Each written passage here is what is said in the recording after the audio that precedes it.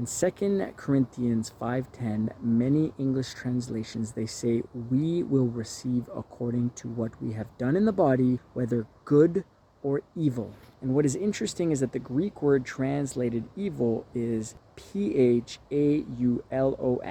It can carry the sense of something worthless, inferior, or of little lasting value.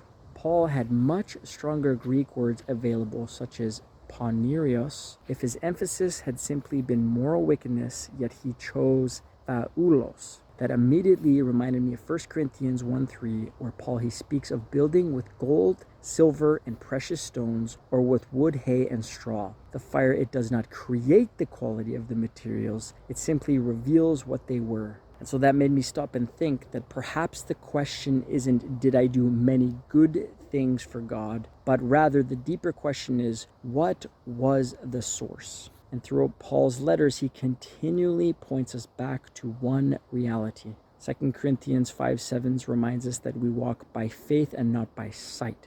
Hebrews 11:6 says, without faith it is impossible to please God. And Philippians 2:13 says, it is God who works in us both to will and to do for his good pleasure. Two people may perform the exact same outward act, yet Christ alone perfectly knows the true source of every work. A believer may spend many years exhausting themselves trying to prove their devotion, while another quietly learns to abide in Christ, trust in him, and simply walk by faith. From the outside, one may appear far more productive, spiritual, or devoted. Yet Christ, he sees what we cannot. He does not only look at what we build, he sees what we are building with. The flesh, it can imitate activity, but it can never produce the life of Christ. Paul, he never calls us to manufacture fruit. He calls us to walk by the Spirit, Galatians 5:16. The branch, it does not strain to produce fruit. It simply remains in the vine. And so the question is no longer, am I doing enough? But rather, is Christ living his life through me? Galatians 2:20.